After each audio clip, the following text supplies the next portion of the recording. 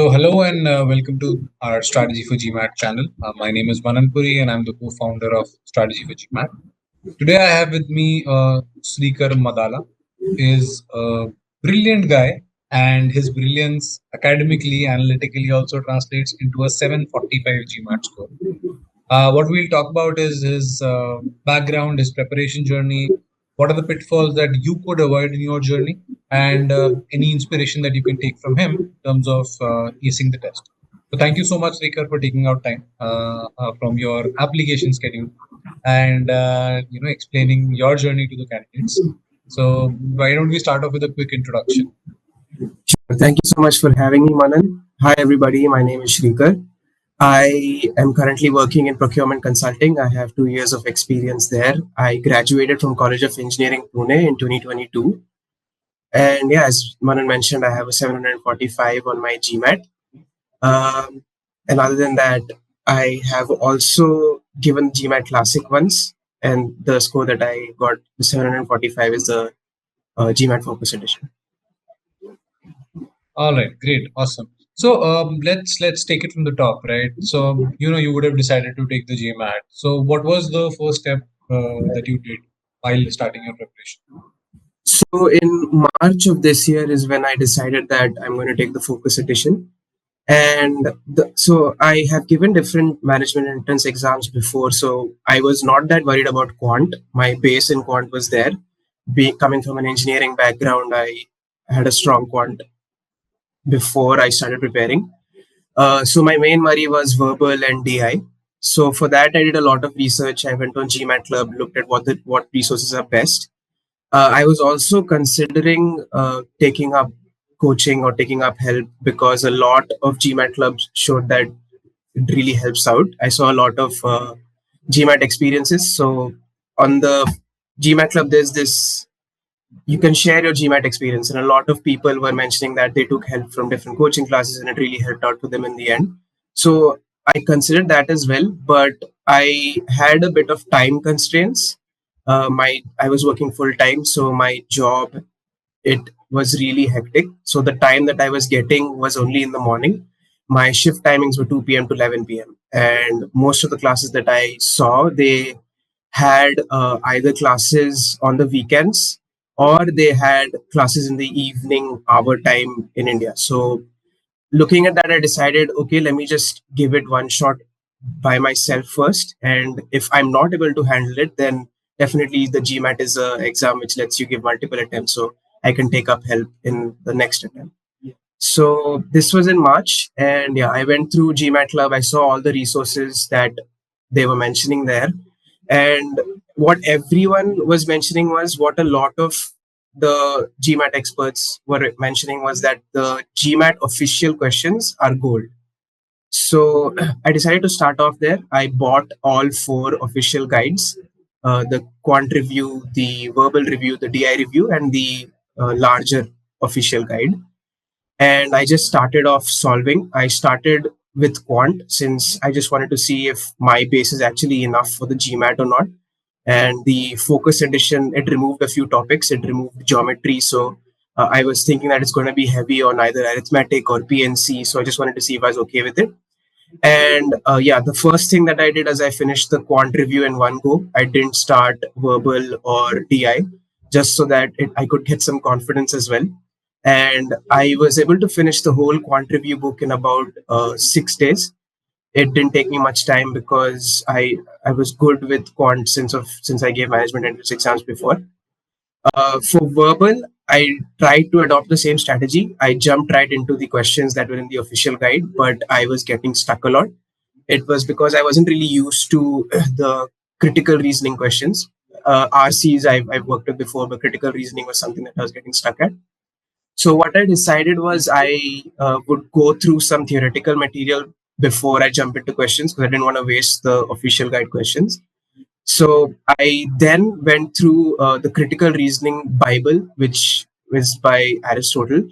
I found that on GMAT Club, a lot of people were recommending that anyone who's weak with critical reasoning use that book. So then I spent about 2 weeks going through the book.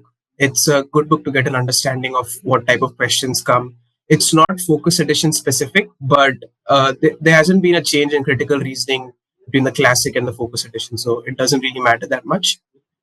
Yeah, and then after finishing that, I just to reinforce it, I also went through the reading comprehension Bible. I didn't pay much attention there because I was doing fairly well with the RC questions from the official guide.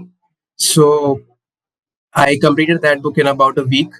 I did them side by side, and then I jumped into the official guides for verbal review and DI. I did both of these side by side. Yeah, I got those done quickly. Verbal review I got done in about 2 weeks. That wasn't that tough after I went through the Bible. And DI was where I had a huge gap. I was getting a lot of questions wrong in DI, not only on the physical copy of the official guide, but also on the online question. So they have this online question bank for DI, which has the physical copy has two-part analysis, and the not two-part analysis. Sorry, it has data sufficiency questions, and the rest is all on the online question bank. So I went through the online question bank after I went through the physical copy, and I was getting a lot of questions wrong there.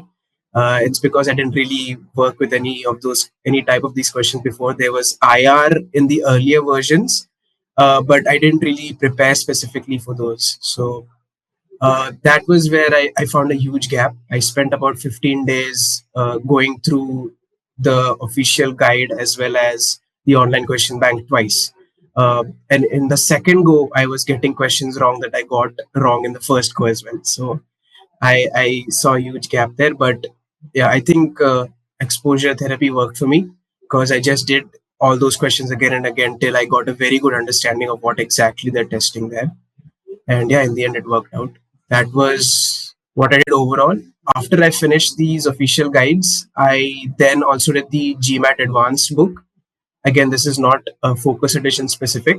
I just wanted to get good exposure to hard level questions that the GMAT asks, because if you're doing well, then the GMAT, as you must know, it's an adaptive exam, so it poses harder questions. So I wanted to get exposure to that as well. And yeah, I found the book to be really helpful, both for VR as well as quant. Got it. Got it. Thanks for that. And I think all of this would require a lot of discipline. Otherwise, if that is an approach, then all the test prep companies will go out of business, right? And that's what I feel. In admissions consulting as well or GMAT prep, it's largely the time and the routine that the consultants or instructors would give you. So, what was your typical day like during the weekdays when you have work and then weekends? Because I'm sure would have more time there. Right. So you mentioned it rightly. The main game of GMAT is consistency. I think that if you're consistent enough, then cracking the GMAT is not going to be a tough task. On weekdays, I used to spend about 2 hours in the morning. As I mentioned, my shift timings were 2 to 11 p.m. So the only time I got was in the morning. Sometimes I used to work till like midnight and 1 a.m. as well. So I used to wake up a bit late, about 8 to 9 a.m. And yeah, I no matter when I woke up, I used to make sure that before I logged in, I need to put in 2 hours. And yeah, that I did consistently on weekdays. On weekends, I made sure that I put in a few more. Put in 2 hours in the morning and another 4 to 5 hours throughout the day. I fortunately did not have work on the weekends, so I was able to manage my time much more efficiently on the weekends. But yeah, I think that one thing that I made a mistake of, and what I would suggest is everyone should be consistent. I used to let there be gaps like 2 to 3 days in between when work got a bit hectic or when I was focusing on something else. I used to just sideline my GMAT prep, which was a big issue because when I started doing questions again, I could feel that I've gotten out of touch. So staying in touch is a big factor. So consistency, even if you're only putting in maybe 1 hour, make sure that you do it every day. So yeah, that was what my typical week looked like. Got it. Got it. And when it comes to taking mock tests, there are multiple strategies. People start taking it during the process, people start taking it after your preparation is done. So, what was there in your case?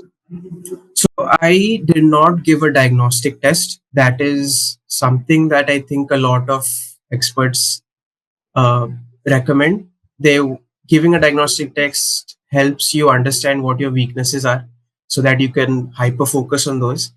I did not give that because I did not want to waste the official tests. In hindsight, it wasn't really a good idea.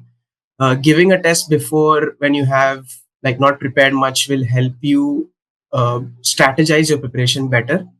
Instead of having a general approach, a focused approach will work with the GMAT. So I gave my first test after I finished all the official guides in the advanced book. And I gave two mock tests. One was the GMAT official mock tests. I purchased those, the six mock tests that GMAT provides. And also, I purchased 15 expert global mock tests. And in all, I gave 24 mock tests. I gave the 15 expert global plus six, and I gave reattempts of the official mock tests, three reattempts. And in my reattempts, I did not see any questions repeating. So I think that with the focus edition, giving the official mock test twice is as good as giving two different mock tests. So my strategy with mock tests was I would give a mock in the morning on weekdays. Uh, the in the After I completed my official guides, the first few weeks I was just giving one mock every Sunday, uh, and I was going through each and every question throughout the week. I was making sure that I understood, that I got each and every question right. The ones that I got right, I was making sure that my method was matching with what was there on GMAT Club and different sites. And the ones that I was getting wrong, I was making sure that I understood why I got it wrong, number one, and number two, what the right method is. And I did that throughout the week, and I also used to revisit the questions that I was getting wrong in the official guides. So the ones that I maintained a error log, I made sure that I noted down which questions I got wrong during my first attempt of the official guide. And after giving a mock test, I went through the questions I got wrong there, as well as the questions I got wrong on the official guide.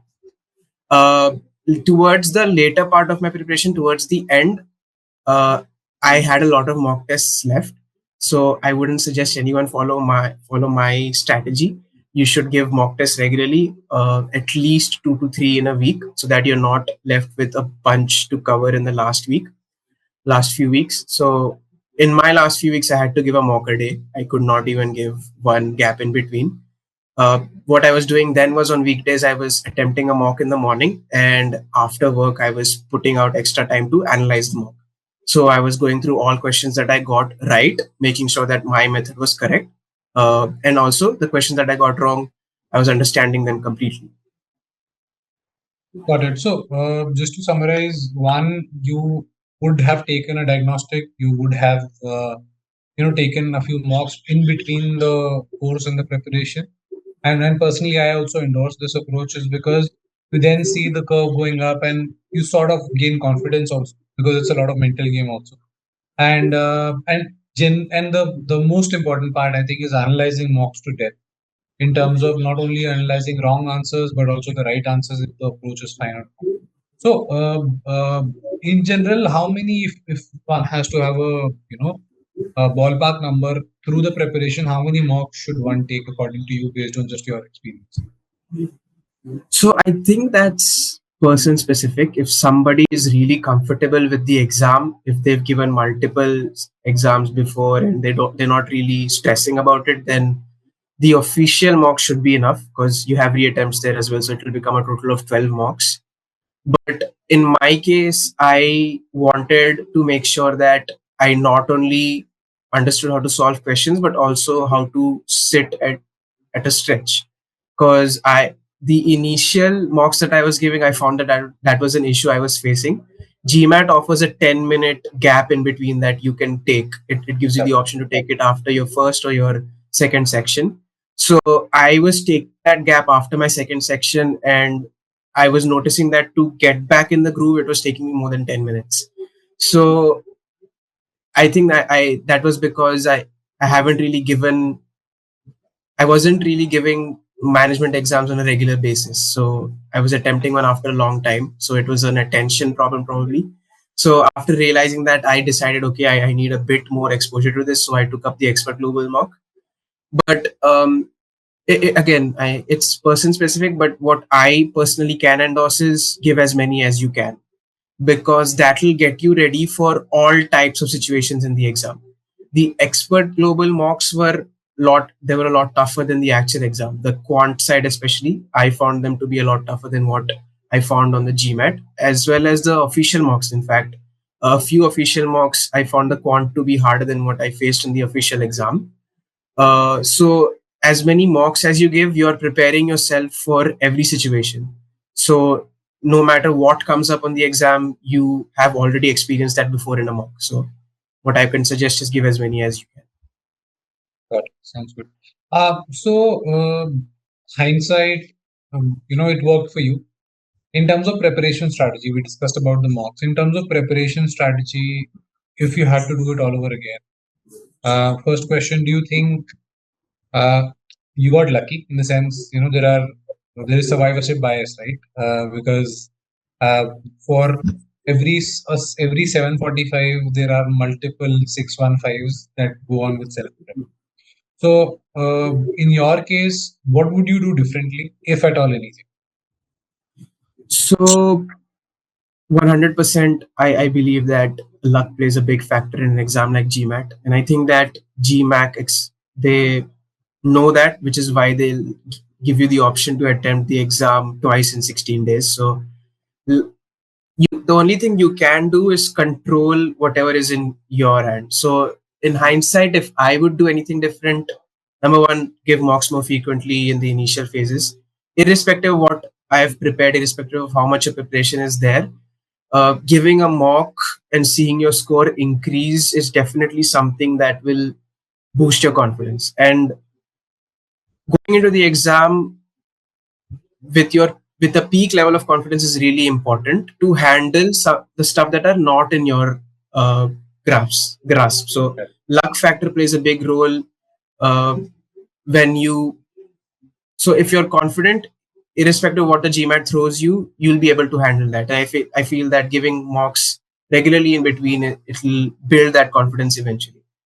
Uh, so number one, I would do that. Number two, a community, a GMAT club definitely is one. But if you have somebody you're preparing with, if that's a tutor or if it's maybe your friend or someone, that really helps out, because there were a lot of points where I faced a lot of lows. I scored as low as 615 on mocks, and I questioned everything. What I'm doing? Will I actually end up with a decent, a below average score even? So in those cases, I feel that a tutor or someone you're preparing with, they can really help you out.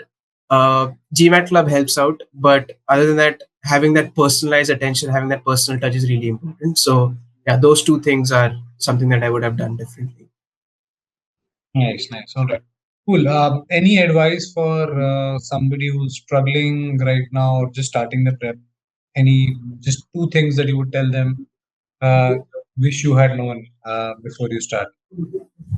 So be consistent. Make sure that irrespective of what you think your capability is, you're putting in the hours every day. Uh, Take no days off, basically. And the second thing I would suggest is don't take mock scores too seriously. They aren't the final score. If that would be the case, then colleges would have asked you for your mock scores instead of the final focus edition score. So don't take mock scores too hard. Make sure that you're getting as much as possible from your mocks. Make sure that you're not only understanding what you got wrong, but whether or not your approach to the right questions was the best possible approach. So in many cases, there is a long approach, especially in quant, there's a long approach and there's a much simpler, shorter approach. So if you're doing the longer approach and you're getting something right, it's well and good. But it might be the case that the shorter approach will help you in the focus edition, because it's also an exam of timing. So make sure you know the shortest possible and the best possible method to solve any question. And yeah, be consistent and don't give up, basically. Cool. Thank you so much. This was great, yeah. And all the best for your application preparation. Thank you so much again for taking up time. I'm sure this will help a lot of people who are not going for formal tutoring. And this self prep also works because sometimes we get sucked into the fact that it's only through tuitions, only through test prep courses that you get score. There are stories, enough stories, other side as well. So thank you for sharing your perspective, and all the best for your applications. Thank you so much, Manan.